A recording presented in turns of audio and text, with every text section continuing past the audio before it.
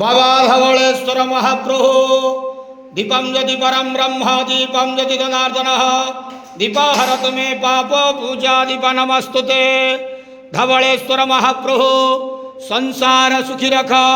आज पवित्र श्रावण मास नागदेवी मनसा पंचमी शुभ गुरुवार रे समस्त भक्त मान को आश्रीपद कर, मनस्कामना पूर्ण कर, कर्मक्षेत्र उन्नति कर, ग्रह निष्ठमान खंडन कर।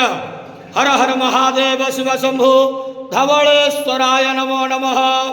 प्रभो त्र्यंबकं यजामहे सुगंधिं पुष्टिवर्धनम् उर्वारुकमिव बन्धनात् मृत्युर्मुक्षयमामृतात्। नमस्तो सर्पेभ्यो जे गच पृथिवी मनो जे दिविते अंतरिक्षेभ्यः। नमस्तो सर्पेभ्यः।